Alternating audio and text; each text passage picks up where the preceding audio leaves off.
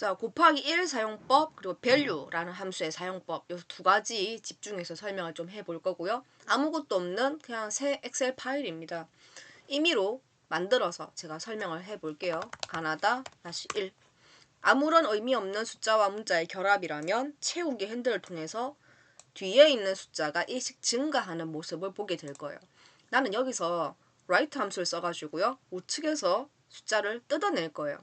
write 함수를 쓰게 되면 글자를 대상으로 해서 글자를 뜯겠죠. 자, 그럼 갑니다. write 함수는 대상값하고 개수만 있으면 돼. 난 오른쪽에서 한 개를 가질 거야. 그리고 엔터를 치고 채우기 핸들 쭉 당기면 내 의도에 맞게 우측에 있는 한 개의 값만 뜯었죠. 저는 왼쪽 가라 라고 한 적이 없어요. 여기는 애초에 아무 일도 벌어지지 않는 자리이기 때문에 자연스럽게 왼쪽이니까 문자형 데이터예요. 당연하죠. 문자에서 문자를 뜯었으니까요. 여기다가 제가 잠깐 좀 쓸게요. 자, 여기 함수 썼다 하고 이제 t를 내는 거고요. 좀 이따가 또 왔다 갔다 하면 뭐 했는지 기억 못 하시고 중간에 영상 보신 분은 누군지 모를 수도 있는 거니까. 다시요. 글자를 대상으로 해서 글자를 뜯었어요. 그렇다면 제가 단순히 숫자를 적어서 1, 2 숫자죠? 당연히 자연스럽게 오른쪽이에요. 요렇게 해놓고 나서 표면적으로 보면 똑같은 거 아니야? 라고 할 수 있겠지만 전혀 다르죠. 문자형, 숫자형이에요. 난 같은 거 같은데? 그래서 그걸 확인하는 방법을 설명드릴게요. 같냐 다르냐를 판단하는 거예요. 계산합니다. 여기랑 똑같아? 여기랑 하고 물어보는 거야. 너 쟤랑 같아? 하고 물어보는 거예요. 그리고 엔터를 쭉 치니까 무슨 일이 벌어져요? 아니라 그러죠. 당연하죠. 겉모습은 숫자처럼 보일지언정 성격은 완전 다른 거예요. 이 아이는 문자형 데이터고요. 이 아이는 숫자형 데이터니까 같을 리가 없는 거죠. 그럼 자 지워서요. 이제 곱하기 1 사용하는 방법 설명드릴게요. 곱하기 1은 어떨 때 쓰는 거냐면 사실 이거는 쓰나 안 쓰나 똑같잖아요. 숫자를 대상으로 한다면 이거는 문자를 대상으로 하는 거예요. 자 다시요. 표면적으로 보면 숫자처럼 생겼는데 사실은 문자형 데이터를 나는 정말 숫자로 바꿔서 작업이 하고 싶더라. 지웠습니다. 자 계산합니다. 는 내가 나를 뒤집어 쓸 수는 없으니까 새로운 작업은 빈칸에다 하셔야 돼요.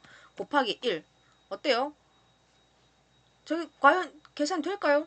엔터. 자연스럽게 우측에 붙죠. 이렇게 되는 거예요.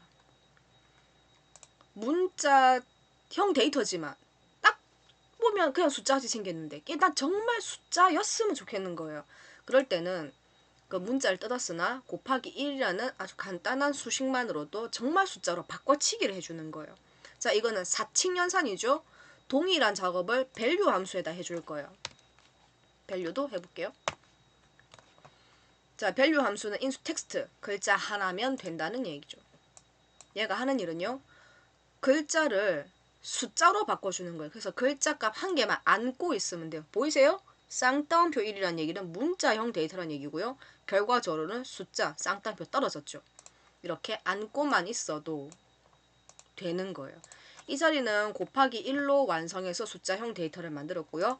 여기는 value 함수를 써가지고 문제를 완성을 했어요. 클릭해서 보면 수식, 사칙연산, 클릭해서 보면 수식, 함수 계산.